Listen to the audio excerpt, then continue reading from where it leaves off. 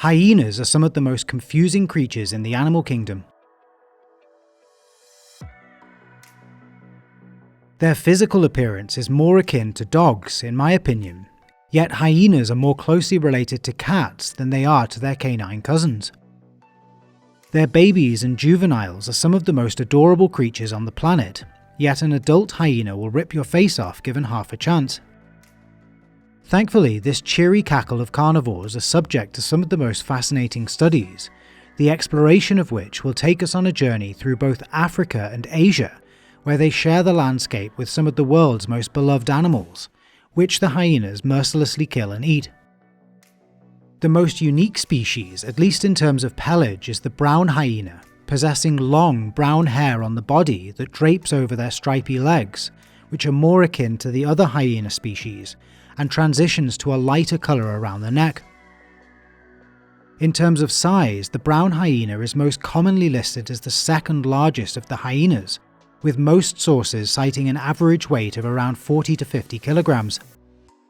This photo shows the brown hyena next to a spotted hyena, which isn't far off the same size, but is noticeably stockier than its brown-haired relative.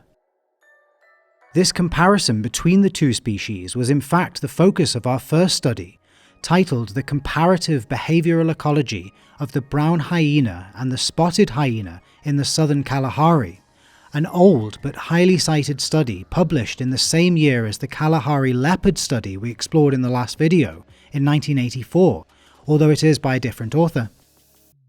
This study examined the manner in which these two closely related species are able to co-inhabit the region by exploiting largely different food sources and the influence that this has on the social organisation and social behaviour patterns of each species. The brown hyena was not only found to be the more common of the two hyenas in the Kalahari, but is also the more common of the larger carnivores of the region. The largest spotted hyenas of the Kalahari were female, weighing on average over 13 kilograms more than males, and a whopping 30 kilograms heavier than the brown hyenas, which did not display sexual dimorphism. This figure shows the feeding habits of the two species, determined from direct observations made when following individuals in a vehicle at night.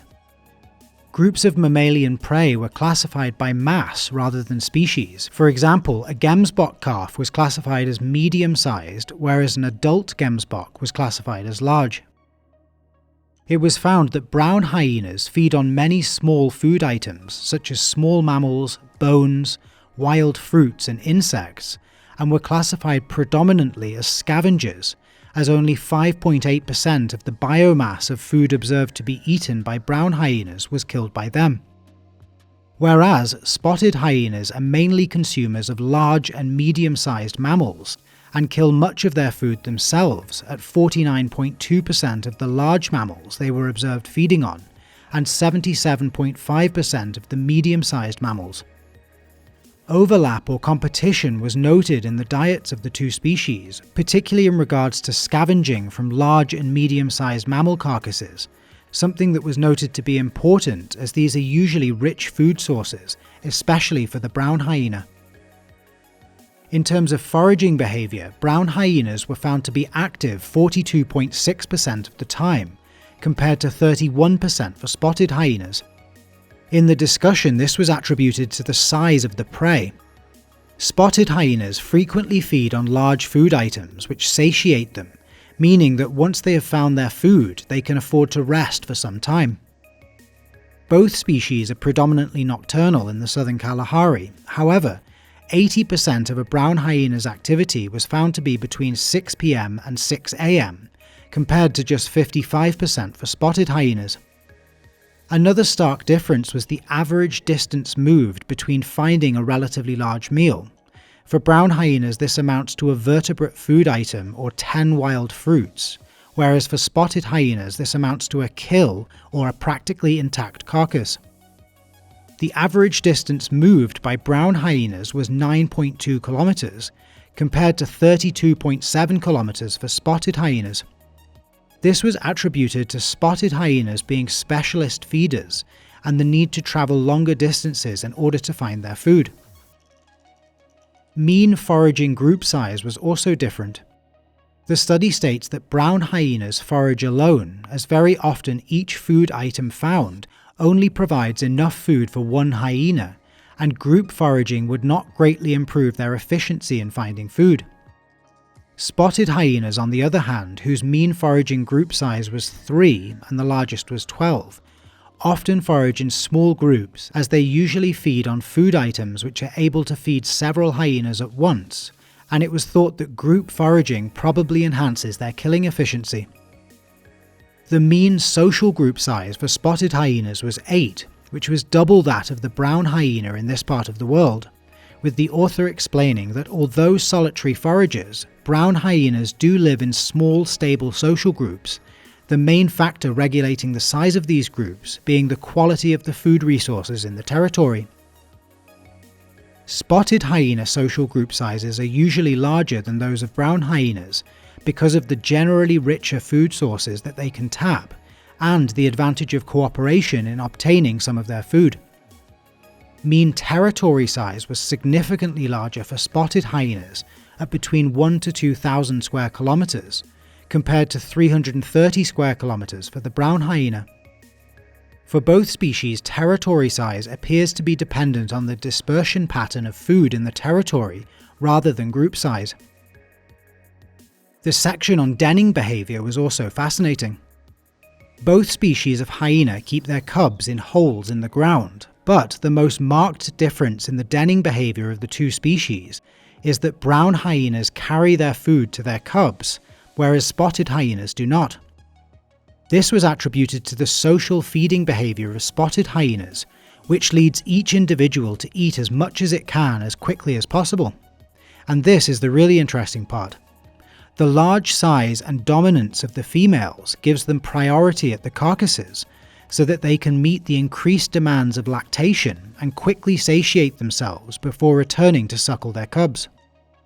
The author goes on to state that it is possible that the smaller litter size of between 1 to 2 of spotted hyenas, in comparison to 1 to 4 of the brown hyena, has evolved as a result of the heavy dependence of the spotted hyena cubs on milk. Brown hyenas, on the other hand, can raise large litters by providing additional nourishment for their cubs. The chief means of communication was found to be vocal and visual in spotted hyenas, compared to chemical in brown hyenas.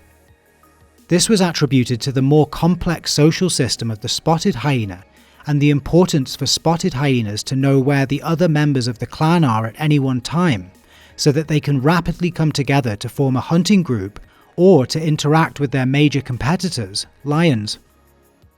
Brown hyenas, on the other hand, do not need to quickly join up with fellow group members, nor do they need a complex repertoire of group-orientated vocalizations, as most of their feeding and foraging occurs solitarily.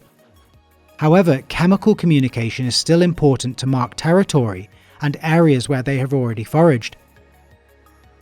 Finally, in terms of interspecies relationship, the author states that of the two species, the brown hyena is the most successful one in the arid Southern Kalahari, which is attributed to its ability to survive on small, sparsely distributed food items of many kinds, and its suitably adapted social system, both of which are better adaptations to the Southern Kalahari ecosystem than the dependence on large and medium-sized prey animals and associated higher degree of sociality of the spotted hyena. The brown hyena is found in the smallest number of countries, being present only in southern Africa. The IUCN lists this species as resident in just 5 countries, with a further 2 listed as presence uncertain. With a population size of somewhere between 4,300 to 10,000 mature individuals, it is listed as near threatened by the IUCN, which is thankfully not the case for the spotted hyena, which is listed as least concern, with a tentative estimate of between 27 to 47,000 individuals. As we discovered in the Kalahari, the spotted hyena is the largest of the clan, with most sources citing a maximum weight of between 80 to 85 kilograms, or roughly 180 pounds. For the sake of comparison, a large male Rottweiler can weigh up to 135 pounds according to the American Kennel Club, meaning hyenas will now appear 1.3 times more frequently in my nightmares. Interestingly, this is also the only hyena species where females are commonly cited as being heavier than males. The spotted hyena is described by the authors of the second study we'll explore as a social nocturnal carnivore known for its complex female-dominated society, typically living in multi-male, multi-female clans of between 10 to 90 individuals. They state that within spotted hyena clans there are separate male and female dominance hierarchies, but all females and their subadult offspring totally dominate all adult immigrant males, and that these kinds of dominance hierarchies determine priority access to food. The position of an individual within these hierarchies is fully acquired around 18 months of age, and rather than being determined by size or fighting ability, the social status of females is determined by their mother's social rank, whereas the social status of males depends on their sequence of arrival within the social group. In order to navigate these complex hierarchies, spotted hyenas communicate through visual, chemical, and acoustic modalities, and since hyenas are predominantly nocturnal, vocal signalling is used for both long and short-range communications. These vocalizations include whoops and giggle calls, the latter of which is arguably the most famous and is the focus of this study. The giggle call is often referred to as the hyena's laugh and amounts to a high-pitched sound emitted in bouts, mainly when the hyenas are feeding together on prey. Furthermore, they state that this call has been described by field observers as a submissive vocalization uttered by an individual in front of a dominant. Therefore, the researchers in this study investigated if and how the giggle call encodes information about the emitter.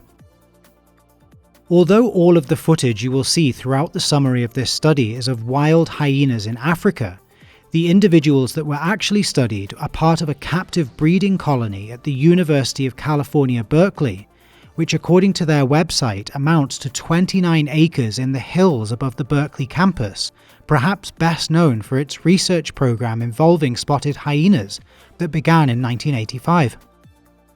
Dominance ranks were assigned by the caretakers who observed submissive acts such as retreat and tail between the legs, and aggressive acts such as push, standover, and chase.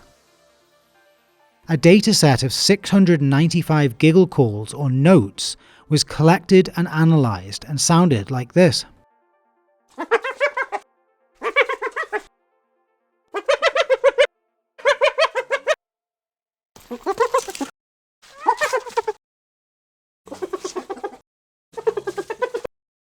In the discussion, the researchers state that according to the analysis, the hyena's laugh potentially encodes information about individual identity, dominant, subordinate status, and age, giving receivers cues to assess the social position of an emitting individual. There are two variables mentioned throughout the discussion: the fundamental frequency or pitch, and the energy distribution among the spectrum described as vocal timbre. The pitch of the note correlated with age, being likely to change when the animal gets older, whereas other individual characteristics are encoded mainly by vocal timbre. In terms of sex, the study did not find a significant difference between the giggle calls of males and females. However, groans, another type of vocalization, showed a very clear difference between males and females, with males showing higher pitch than females, suggesting that giggles are less sexually dimorphic than groans. Finally, in terms of individual identification, the researchers suggest that while giggle calls encode individual identity via pitch and timbre, whoops, another type of vocalization, might be more reliable labels of individual identity than giggles over long distances. In conclusion, although more research is needed, the substantial vocal repertoire of the spotted hyena should play a very important role by providing eavesdroppers with a number of important cues about the emitter's identity and characteristics. In addition to being the most studied, the spotted hyena is the only hyena species for which I was able to find an extensive collection of baby photos, which just so happen to be some of the most heartwarming in the entire animal kingdom, so let's drag this out a little. A gestation period of 110 days is most commonly reported, after which between 1 to 3 cubs are born, most often averaging 2 offspring. Babies are solid black and develop their adult coloration with age. Weaning can last between 12 to 18 months, and independence is reached at the higher end of that range. According to Denver Zoo, females will stay with their birth group and males will leave to join other clans. The spotted hyena is most often found in grassland habitats, but it is to the desert we are headed for our third study titled Spotted Hyena Feeding Ecology and the Selectivity of Large Herbivorous Prey in the Namib Desert. This study describes spotted hyenas as large, opportunistic apex carnivores able to hunt large-bodied prey several times their own weight, and that spotted hyenas are considered generalist predators of prey between 56 and 182 kilograms. Something that is important to their hypothesis, the authors also state that studies have found that spotted hyenas tend to persist in environments where they fluidly adjust their diets according to the most available prey. It was hypothesized that large herbivorous prey is an important food source, and the large prey species with the highest density would be the most numerously encountered prey items identified within spotted hyena scat. This map shows the study area in southern Namibia, where land use includes livestock farming and tourism. While most of the photos and video used throughout this section are hyenas from different areas, the media on screen right now is from this specific area, described as an open desert landscape dominated by the Tiras Mountains in the south, sloping westward into the Namib Desert dune belt, with rocky hills sporadically breaking up the landscape. It has an estimated average rainfall of just 50 to 100 millimeters. The most commonly encountered large mammal species within the study area are gemsbok, with springbok, ostrich, greater kudu, and klipspringer also being encountered, along with 3 other large carnivores, the leopard, the cheetah, and occasionally the brown hyena. The researchers estimated the densities of the 4 large herbivorous prey species by performing a census along 508 transects at an average distance of 29 kilometers. Important to note, these 4 species were gemsbok, springbok, ostrich, and kudu. They also state that the census was performed by volunteers, so if any of you are studying zoology, this sounds like a pretty cool way to spend your summer. Analysis of hyena scat was of course used in this study, and a reference library of hair samples was created representing 10 local wildlife species: gemsbok, kudu, springbok, klipspringer, black-backed jackal, polecat, bat-eared fox, yellow mongoose, aardwolf, the 4th hyena species we'll be covering, and spotted hyena, along with 5 domestic species: cattle, sheep, goat, donkey, and horse. Also important to note, the poop samples were also collected by the volunteers, so you win some, you lose some.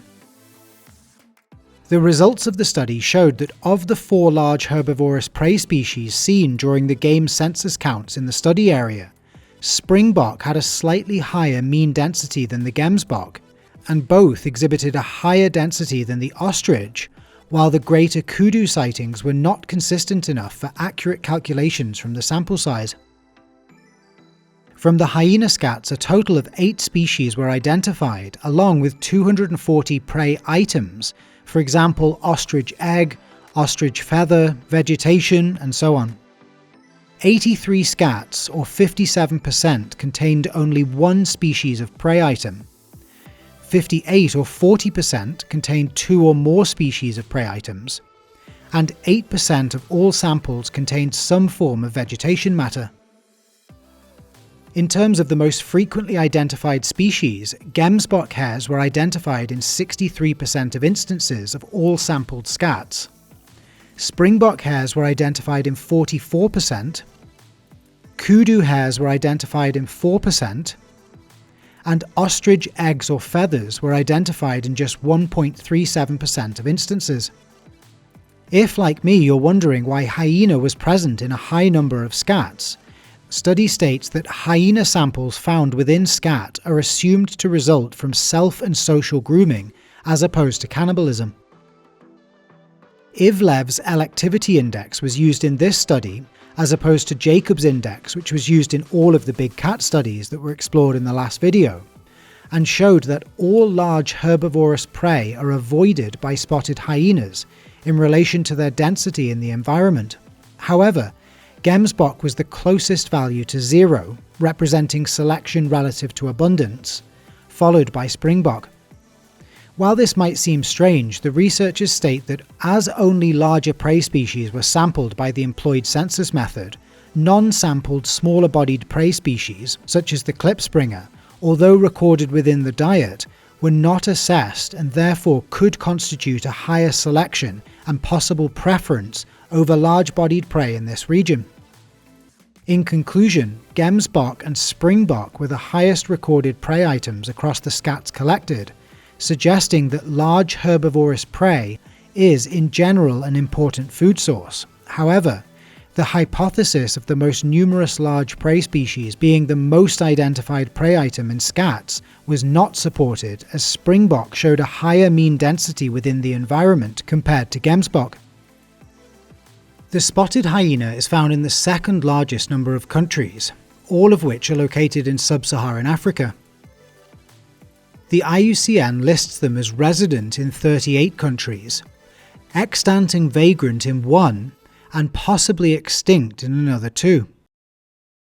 This impressive statistic is topped only by one species, the second to be listed as near threatened, with between 5 to 10,000 mature individuals remaining. The striped hyena is listed as resident in 39 countries and presence uncertain in an additional 9, and is the only species found outside of the African continent. The striped hyena also possesses quite a distinct pelage, although it is arguably more similar to both the spotted hyena and the aardwolf. Most sources cite a typical maximum weight of around 34 to 40 kilograms, making it a little smaller than the brown hyena, and the largest size I could find referenced by a reliable source was 55 kilograms. Being the only species found outside of Africa, it is to Nepal we are headed to explore 2 studies, the first of which is quite different to any of the others we've explored, and is titled People's Attitudes Towards Striped Hyena Conservation in Lowland Nepal.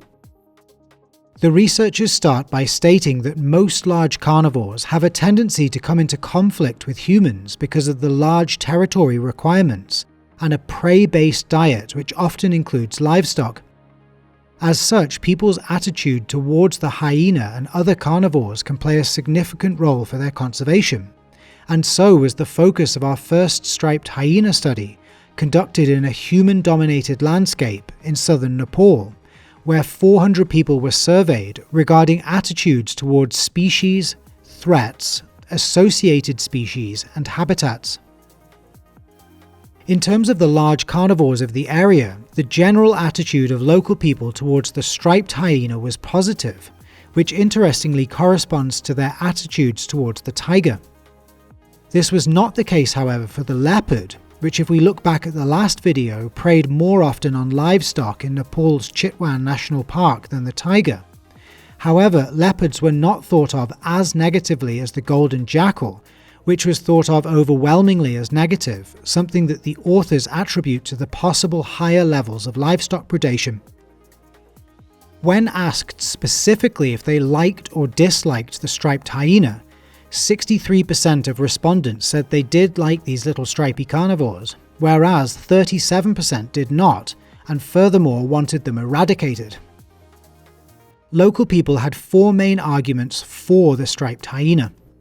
The researchers state the majority of local people, 63%, believed that the hyena has an ecological role, and the locals explained that the hyena cleans forests and helps ecosystems.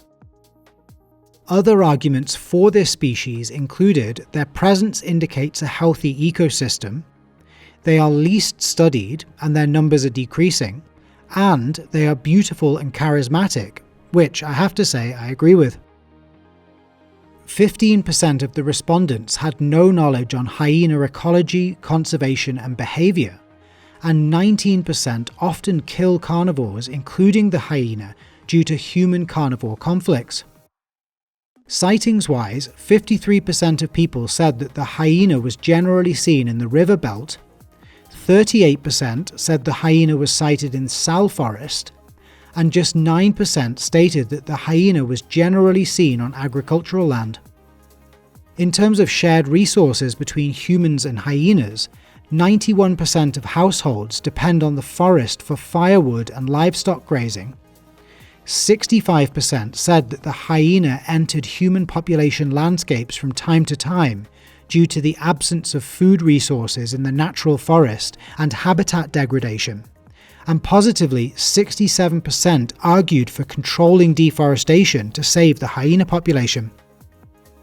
For reasons unknown to science, the researchers in this study omitted asking the participants if they would attempt to pet a striped hyena given the opportunity. As such, please leave a comment below as to which of the 4 hyena species you would attempt to pet in the wild, so we can finish this incomplete research ourselves. On a serious note, in order to better protect species like the striped hyena, it is essential to understand their diet, something that was the focus of our next study, conducted by the same lead researcher in the same region, titled simply, The Diet of the Striped Hyena in Nepal's Lowland Regions. The same general methodology as the last diet study we explored was followed, which included scat identification, collection and analysis, and prey availability analysis was conducted by walking 93 random transects to observe the potential available prey for hyenas. Within the 68 scats examined, 11 different mammalian prey species were recorded, along with plant material and the remains of some birds and insects, although the proportions of these items was found to be negligible. Wild boar was the species found most often in scats, and also made up the largest proportion of relative biomass killed. Although hares were identified at the second greatest frequency, their low body weight made their body mass contribution less than the rhesus macaque, in addition to species such as the nilgai or nilga, and the domestic cow, which are large but consumed much less frequently. Prey species with a more balanced contribution include barking deer, the grey langur, and domestic species such as goats, sheep, and dogs, and the squirrel was the final mammalian species detected in scats. Importantly for conservation, the frequency of occurrence for wild prey was 81.8%, while only 11.7% was domestic farm animals, and the remaining percentage was unidentified. All in all, the number of prey species in this study were consistent with another study from India, which found 9 different mammalian prey from 86 striped hyena scats.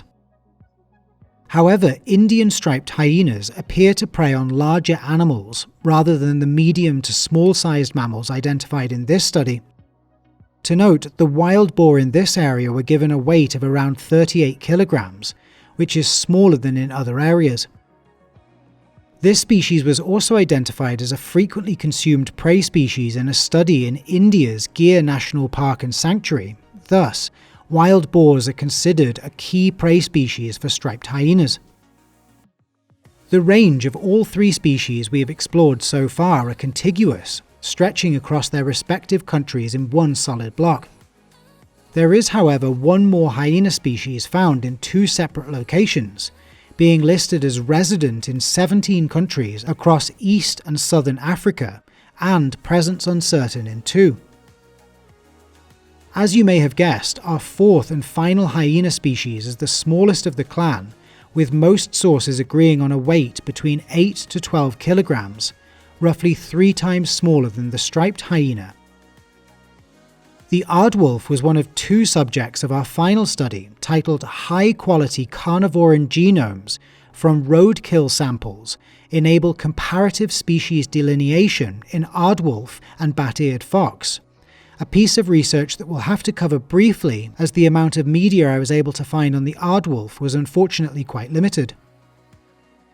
The study's introduction starts by explaining that in the context of worldwide erosion of biodiversity, obtaining large-scale genomic resources from wildlife is essential for biodiversity assessment and species conservation, and goes on to explain that while unfortunate, the possibility of retrieving DNA from roadkill tissue samples could provide new opportunities in genomics by giving access to more elusive and endangered species that might be difficult to sample otherwise.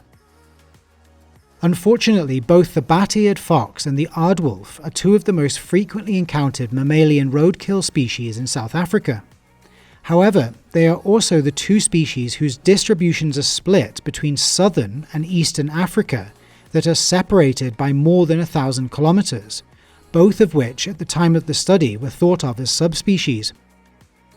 As such, the researchers set out to investigate whether significant genetic structuration and population differentiation have occurred between subspecies of bat-eared fox and aardwolf using whole genome data. The researchers state that based on measures of genetic differentiation, they found that the two subspecies of aardwolf warrant separate species status, whereas the subspecies of bat-eared fox do not show such differentiation. As of September 2025, the IUCN still shows 4 species of hyena on their website. However, the Mammal Diversity Database shows 5 species of hyena, making the distinction between the eastern aardwolf and the southern aardwolf. While the bat-eared fox may be disappointed to learn of its low levels of genetic differentiation, it can still boast about 21 of its close relatives, all of which you can learn about in this video, exploring all 22 species of fox. Thank you so much for watching.